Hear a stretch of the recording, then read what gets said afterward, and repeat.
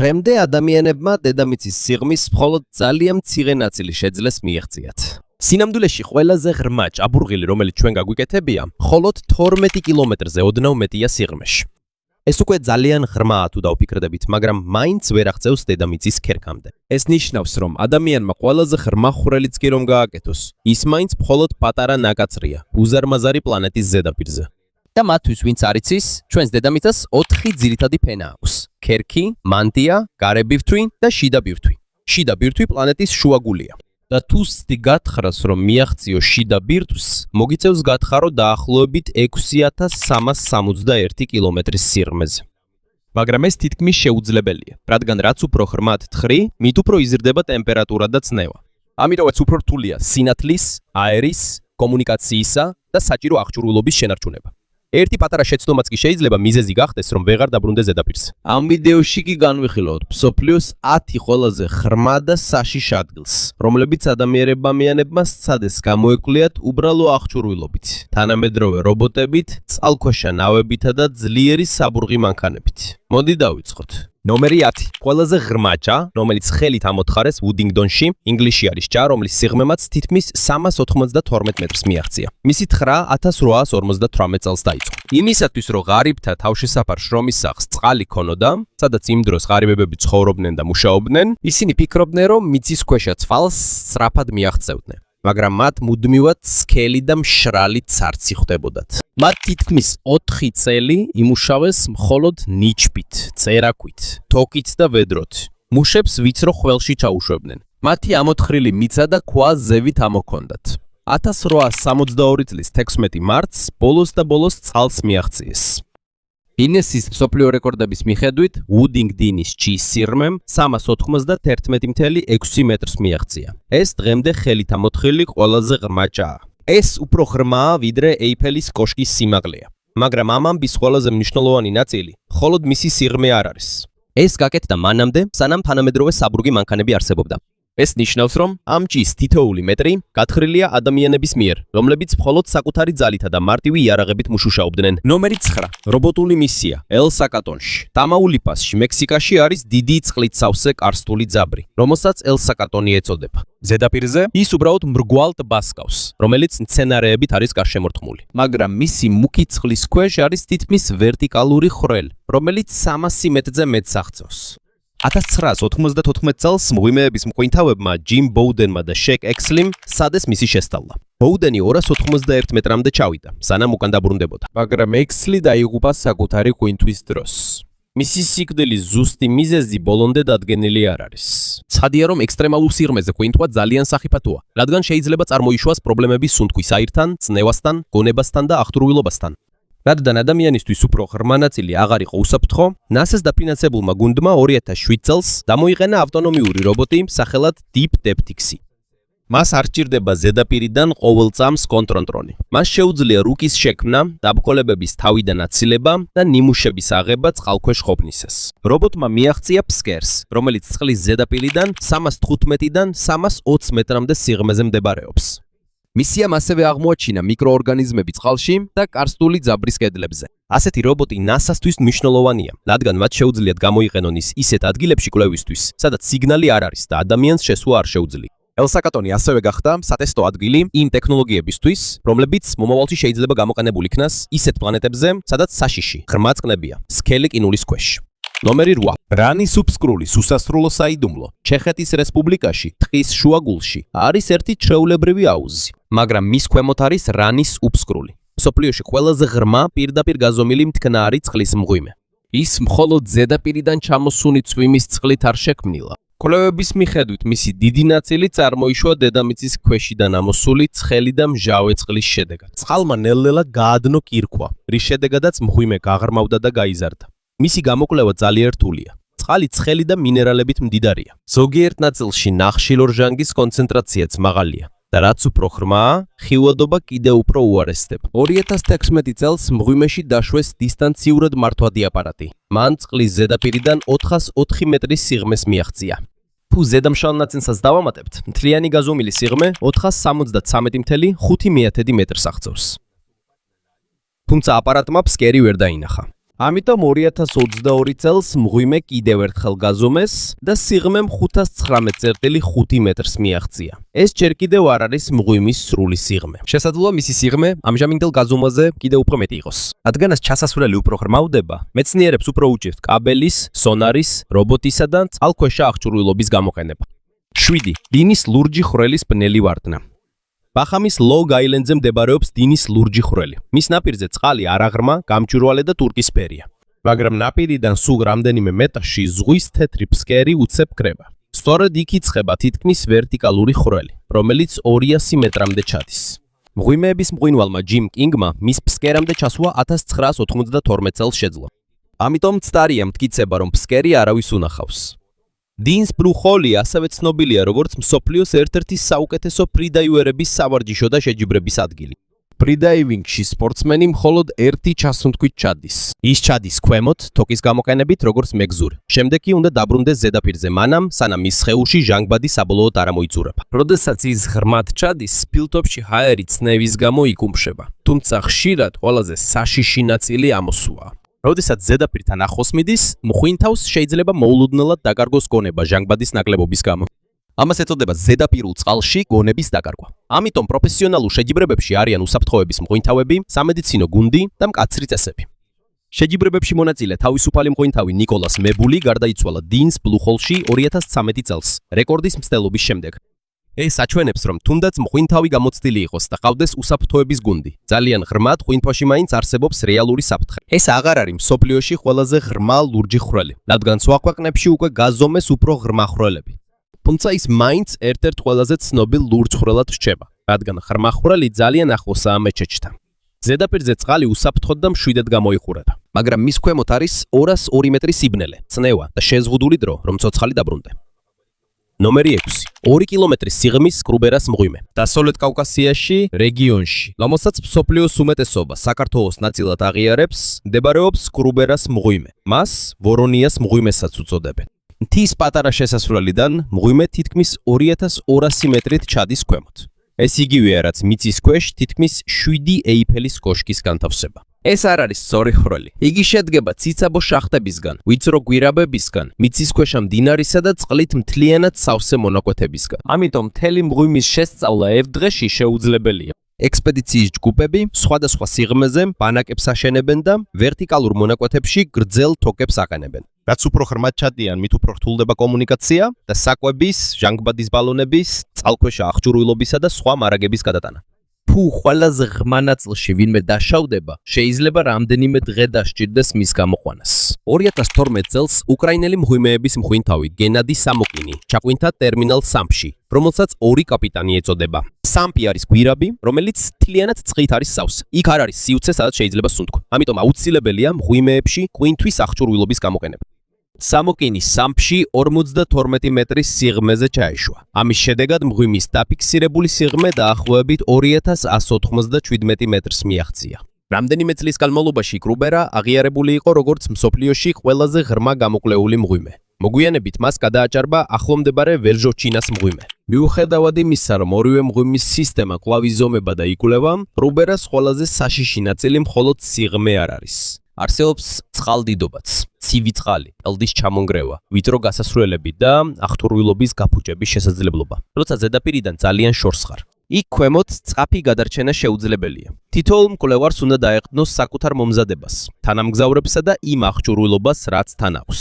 კრუბერას მღვიმე დასტურია იმისა, რომ ჩვენი პლანეტის სიღრმეში ჯერ კიდევ არსებობს უზარმაზარი სივრცეები, რომლებიც ბოლომდე არ გვისმის. და სულ რამდენიმე კილომეტრში აქედან არის კიდევ ერთი მღვიმე, რომელიც უფრო ღრმაა და უფრო საშიშია. ადგილი, რომელიც ჩვენს ჩამონათვალში შემდეგია. ნომერი 5. მსოფლიოს ყველაზე ღრმა ცნობილი მღვიმე, არაბიკაში, დასავლეთ კავკასიაში მდებარეობს ვრელო ვერჟოვჩინას მღვიმე. ის აფხაზეთშია, ტერიტორიაზე, რომელიც გამოყოფილია საქართველოდან, მაგრამ მსოფლიოს უმეტესობა კვლავ საქართველოს ნაწილად აღიარებს. 2018 წლის მარტში რუსი მღვიმეების მკვლევართა ჯგუფმა ჩაატარა 12 დღიანი ექსპედიცია, რათა გაეზომათ მისი ყველაზე ღრმა ნაწილი. ისინი შესასვლელიდან 2212 მეტრის სიღრმემდე ჩავიდნენ. ამის შედეგად მან გადააჭარბა კრუბერას მღვიმის წინა რეკორდს და აღიარეს როგორც მსოფლიოში ყველაზე ღრმა მღვიმე, რომელიც პირდაპირ იქნა გამოკვლეული. ეს უბრალოდ ერთი სწორი მისწორი ვერტიკალური შახტი არ არის. მკვლევარებს უნდა გაევლოთ შემდეგი ვერტიკალური შახტი: ვიწრო გვირაბები, სრიალა და სახიფათო ქვები, მიწისქვეშა მდინარე და ისეთი მონაკვეთები, სადაც ადამიანის სხეული ძლივს ეტევა. ისინი იყენებენ დაფიქსირებულ თოკებს, რათა ჩამოვიდნენ ციცაბო მონაკვეთებზე. თუ თოკი არასწორად არის მიმაგრებული, ან აღჭურვილობა დაზიანდება, ზედაპირზე დაბრუნების მარტივი გზა არ არსებობს. ისინი ასევე აშენებენ დროებით ბანაკებს სხვადასხვა სიღრმეზე, რადგან მთელი მოგზაურობა შეიძლება რამდენიმე დღეს გაგრძელდეს. საჭმელი, განათება, ბატარეები, ტანსაცმელი, წამლები, თოკები და საკომუნიკაციო აღჭურვილობა. ეს ყველაფერი მათ შესასვლელიდან უნდა წაიღონ. რაც უფრო ღრმად ჩადიან, ჰაერი და წყალი უფრო ცივდება. გარემო ყოველთვის სველია, რადგან ტენიანობა ძალიან მაღალია. ძნელია ტანსაცმლისა და საძილე ტომბრის გაშრობა. ამიტომ სხეული სწრაფად კარგავს სითბოს, თუ მათი დამცავი ტანსაცმელი არ არის სათანადო. ასევე არსებობს მოულოდნელი წყალდიდობის დიდი საფრთხე. როდესაც მთაზე ძლიერი წვიმა ან თოვლი დნება, გამოქვაბულში შეიძლება დიდი რაოდენობით წყალი შევიდეს და მიწისქვეშა მდინარე სწრაფად აიწიოს. 2018 წლის სექტემბერში ექსპედიციის ჯგუფს ვრელო ვერჯოკინას გამოქვაბულში ძლიერმა წყალდიდობამ მოუსწრო. ერთ-ერთი მკვლევარი დაიღუპა, რადგან დროულად ვერ მოახერხა გამოქვაბულიდან გამოსვლა.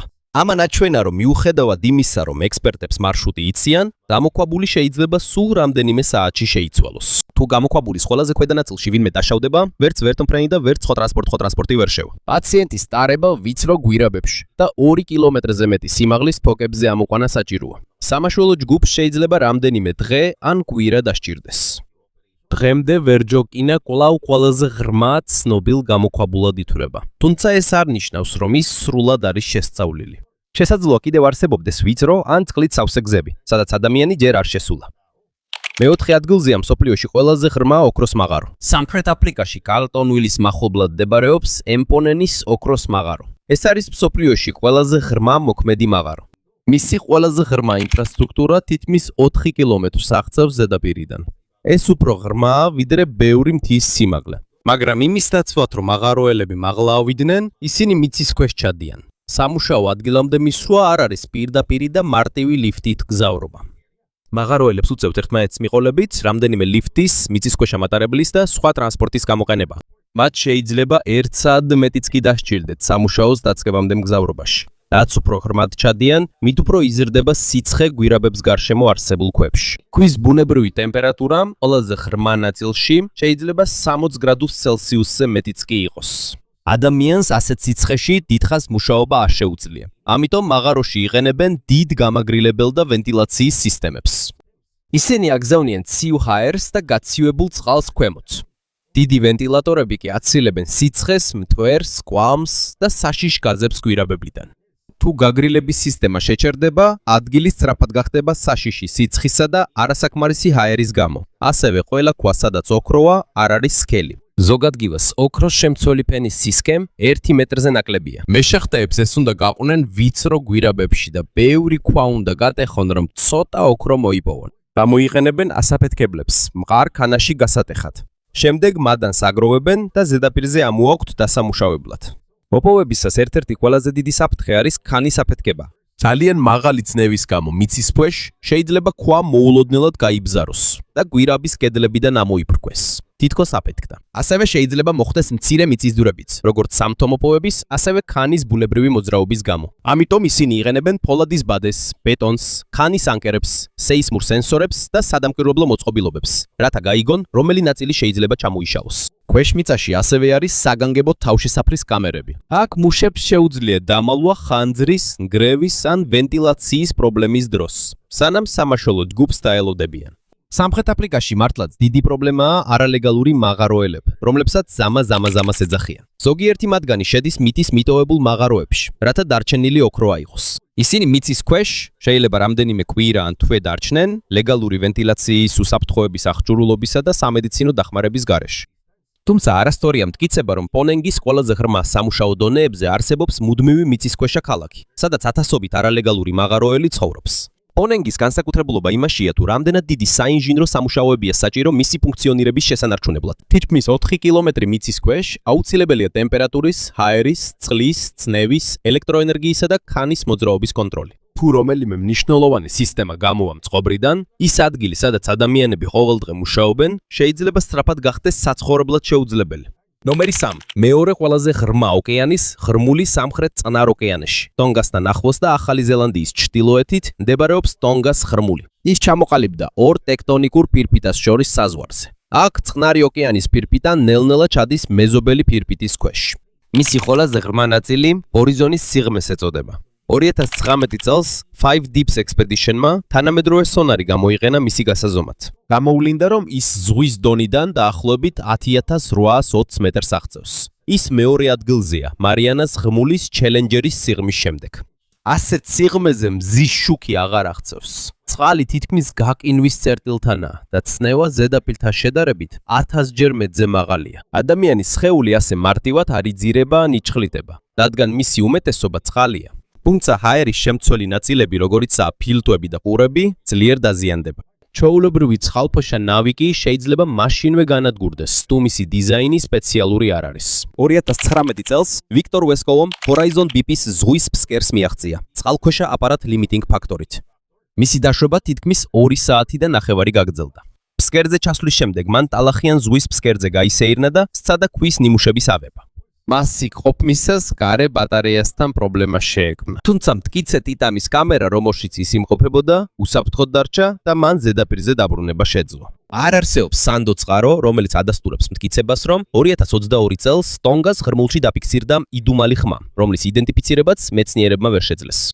ღრმა ოკეანეში მართლაც გამოიყენება ჰიდროფონები, რათა მოისმინონ ვეშაპების, მიწისძვრების, გემების და სხვა ბუნებრივი მოვლენების ხმები. თუმცა წყაროში ნახსენები აუხსნელი ჩანაწერი ვერ დადასტურდა ემბარის გამოქვეყნებულ კვლევაში. ტონგას ღრმული უნიკალურია თავისთავად და არ ჩიგდება გამოგონილი საიდუმლოებები. მის ზემოთ წყლის სიღრმე თითქმის 11 კილომეტრია და ძალიან ცოტას აქვს უშუალოდ ნანახი ეს ადგილი. ნომერი 2. ყველაზე ღრმა წერტილი ოკეანეში. დასავლეთ წყნარ ოკეანეში მარიანას კუნძულებთან ახლოს მდებარეობს მარიანას ღრმული. მისი ყველაზე ღრმა ნაწილი Challenger Deep ეწოდება. თანამედროვე გაზომვების მიხედვით მისი სიღრმე ზღვის დონიდან დაახლოებით 10935 მეტრს აღწევს. მცირე ცდომილებით, რადგან ასეთ პირობებში ზუსტი სიღრმის განსაზღვრა რთულია. თუ ევერესტის მთა მის ფსკერზე დავდგამთ, მთის მწვერვალი მაინც 2 კილომეტრზე მეტით წყალში ჩაძირული დარჩება. ქვემოთ ტემპერატურა თითქმის გაყინვის ტოლია და მზის სინათლე საერთოდ არ აღწევს. ცნევა ზედაპირთან შედარებით 1000 ჯერ მეტია. წყალქვეშა აპარატის ყოველი პატარა ნაწილი უნდა გაუძლოს თითქმის 11 კილომეტრი წყლის წონას მის ზემოთ. 1960 წელს ჟაკ პიკარი და დონ უოლში იყვნენ პირველი ადამიანები, რომლებიც Challenger Deep-ში ჩავიდნენ ბატისკაფ ტრიესტეთი. მათი დაშვება თითქმის 5 საათი გაგრძელდა. ისინი ზღვის ფსკერზე მხოლოდ დაახლოებით 20 წუთი დარჩნენ, სანამ დაბრუნებას დაიწყებდნენ. 2012 წელს კინორეჟისორი ჯეიმს კამერონი გახდა პირველი ადამიანი, ვინც Challenger Deep-ში მარტო ჩავიდა ღრმა ზღვის ჩელენჯერით. თუმცა არასწორია მტკიცება, რომ მხოლოდ 3 ადამიანი ჩავიდა Challenger Deep-ში. 2019 წლიდან მოყოლებული ლიმიტინგ ფაქტორით არაერთი წარმატებული ჩაძირვა განხორციელდა. მათ შორის, ვინც Challenger Deep-ში ჩავიდა, არიან მკვლევარები, მეცნიერები, ასტრონავტი და სხვა მგზავრები. 2022 წელს ოკეანოგრაფი დონ რაიტი გახდა 27 ადამიანი, ვინც აქ ჩავიდა. მიუხედავად იმისა, რომ ზღვის ფსკერი თითქოს ცარიელია, აქ მაინც არსებობს სიცოცხლე. რობოტულმა მისიებმა აღმოაჩინეს ზღვის კიტრები, პატარა კიბოსნაირები, მჩიები და მიკროორგანიზმები, რომლებიც ძლიერ წნევაში ცხოვრობენ. ეს ორგანიზმები ეყრდნობიან ეგრეთ წოდებულ ზღვის თოვლს, მცენარეების, ცხოველების და ორგანული მასალის პატარა ნაწილაკებს, რომლებიც ნელ-ნელა ეშვება ზღვის ფსკერის ზედაფენებიდან. ასევე აღმოჩენილია პლასტმასის ნარჩენები და სხვა ადამიანის მიერ შექმნილი ნაგავი ოკეანის ყველაზე ღრმა ნაწილებში. ეს აჩვენებს, რომ თუნდაც ადგილი, რომლის სიღრმეც თითქმის 11 კილომეტრია, მაინც ექვემდებარება ადამიანის გავლენას. ნომერი 1. ყველაზე ღრმა ხვრელი, რომელიც ოდესმე გაუბურღავთ. კოლას ნახევარკუნძულზე, ჩრდილო-დასავლეთ რუსეთში, არის პატარა ლითონის სახურავი, რომელიც ჩასმულია ძველ ბეტონის პლატფორმაში. ის ჩვეულებრივ სახურავად გამოიყურება, მაგრამ მის ქვემოთ არის კოლას სუპერ ღრმა ჭაბურღილი. ეს არის ყველაზე ღრმა ვერტიკალური ხვრელი, რომელიც ადამიანმა ოდესმე შექმნა. საბჭოთა კავშირმა მისი ბურღვა 1970 წელს დაიწყო. ისინი ნავთობს ან ოქროს არ ეძებდნენ. მათი მიზანი იყო პირდაპირ ნიმუშების აღება და დედამიწის ქერქის შემადგენლობის უკეთ გაგება. 1989 წელს მისი ყველაზე ღრმა ნაწილი 12262 მეტრს მიაღწია. ეს უფრო ღრმაა ვიდრე Challenger-ის ღრმული, მაგრამ ხვრელი ძალიან ვიწრო იყო. მისი სიგანე მხოლოდ დაახლოებით 23 სანტიმეტრი იყო ამ ნაწილში. იქ ადამიანი არ ჩასულა. ქვედა ნაწილამდე მხოლოდ საბურღი თავები და სამეცნიერო ინსტრუმენტები ჩავიდა. ამიტომაც არასწორია, რომ მას ყველაზე ღრმა ადგილად მოიხსენიოთ, სადაც ადამიანი თავად ჩასულა. ეს არის ყველაზე ღრმა ადგილი, რომელსაც საბურღი ტექნოლოგიით მიაღწიეს. როდესაც საბურღი უფრო ღრმად ჩადიოდა, სამუშაო კიდევ უფრო რთული ხდებოდა. ყოველი ბურღის თავის შეცვლისას საჭირო იყო ძალიან გრძელი საბურღი მილის ამოღება. თუ აპარატურა ქვემოთ გაფუჭდებოდა, შეიძლება რამდენიმე თვიანი შრომა წყალში ჩაკრილიყო. ერთ-ერთი ყველაზე დიდი სიურპრიზი ტემპერატურა იყო. მეცნიერები ელოდნენ, რომ ტემპერატურა მხოლოდ დაახლოებით 100 გრადუს ცელსიუსს მიაღწევდა. მაგრამ ყველაზე ღრმა ნაწილში ტემპერატურა დაახლოებით 180 გრადუს ცელსიუსს მიაღწია. ძლიერი სიცხისა და წნევის გამო ქვა უფრო რბილი და რთულად სამართავი გახდა. საბურღი მოწყობილობა რამდენჯერმე დაზიანდა და გაიჭედა. მართალი არ არის, რომ ყველა საბურღი თავი პირდაპირად დადნა. ნამდვილი პრობლემა ის იყო, რომ ისინი ვეღარ მუშაობდნენ. შესაძლებლობა, რომ მოწყობილობა სწორად და დიდხანს ემუშავა, ასეთ ძლიერ სიცხესა და მოძრავ ქვაში ძალიან მცირე იყო. პროექტმა კიდევ ერთი მნიშვნელოვანი აღმოჩენა გააკეთა. მკვლევარებმა ვერ ნახეს ის ნათელი ბაზალტის ფენა, რომელსაც გრანიტის ქვეშ ელოდნენ. ამან აჩვენა, რომ სეისმური ტალღების ცვლილება შეიძლება გამოწვეული იყოს ქვის მდგომარეობის ცვლილებით და არა მხოლოდ სხვა ტიპის ქვაზე გადასვლით. მათ ასევე ნახეს მინერალიზებული წყალი ღრმა ქვის ბზარებში. შესაძლებელია, რომ ეს წარმოიშვა მინერალებისგან, რომლებმაც გამოუშვეს წყალბადი და აზოტი, ასევე ჟანგბადი ძლიერი წნევის ქვეშ. ასევე აღმოჩენილია მიკროსკოპული ნამარხები უძველესი საზღვაო ორგანიზმების ქვის ნიმუშებში, რომლებიც რამდენიმე კილომეტრის სიღრმიდანაა აღებული. მაგრამ ეს ნამარხებია, არა ცოცხალი ორგანიზმები, რომლებიც საბურღი ხვრელის ქვეშ ცხოვრობენ. ასევე გავრცელდა ამბავი, რომ მეცნიერებმა თითქოს მიწისქვეშიდან ღვირილის ხმები გაიგეს. ლეგენდის მიხედვით, მათ მიკროფონი ჩაუშვეს და ჩაწერეს ადამიანების ხმა, რომლებიც ჯოჯოხეთში იტანჯებიან. ეს სიმართლე არ არის. არსებობს სამეცნიერო ჩანაწერი, რომ მიკროფონი მართლაც ჩაუშვეს მიწისქვეშეთში, ასეთი ჩანაწერის გასაკეთებლად. აუდიო მხოლოდ ძველი თაღლითობის ნაწილია, რომელიც გავრცელდა რადიოში, ტელევიზიაში და მოგვიანებით ინტერნეტშიც. ღრმა ბურღვა შეჩერდა 1990-იანი წლების დასაწყისში. ამის მიზეზი იყო გადაჭარბებული სიცხე, ტექნიკური პრობლემები და დაფინანსების დაკარგვა საბჭოთა კავშირის დაშლის შემდეგ. შემდეგ ეს ადგილი დახურეს და მიატოვეს. დღემდე ბურღვის ხვრელი დაფარულია. თუმცა მიუხედავად იმისა, რომ ის 12 კილომეტრზე მეტ აღწევს, ეს მხოლოდ პატარა ნაკაწრია მთელი პლანეტის მასშტაბით. კონტინენტური ქერქის ქვეშ კიდევ არის მანტია, რომელიც თითქმის 3000 კილომეტრს აღწევს. ამის ქვემოთ კიდევ უფრო ღრმა გარე ბირთვი და შიდა ბირთვი. ეს ნიშნავს, რომ ჩვენ თითქმის არ გვაქვს პირდაპირ ნიმუშები დედამიწის შიგნიდან. ამ სიაში არსებული მღვიმეები, მაღაროები, ღრმული და საბურღი ხვრელები ადამიანისთვის ძალიან ღრმაა. მაგრამ თუ მთელ პლანეტას შევადარებთ, ჩვენ ჯერ კიდევ ზედაპირზე ვართ. მეცნიერებს შეუძლიათ დედამიწის შიგთავსის გაზომვა სეისმური ტალღების, გრავიტაციის, მაგნიტური ველებისა და მათემატიკური მოდელების გამოყენებით. მაგრამ ჩვენ ეს ჯერ კიდევ პირდაპირ არ გვინახავს. ყოველდღე დავდივარ პლანეტის ზედაპირზე, რომის ქვეშაც უზარმაზარი დაფარული სამყარო იმალება. ის ცხელი, მოძრავი და თითქმის მიუწვდომელი ადამიანის მიერ შექმნილი ნებისმიერი საგისთვის.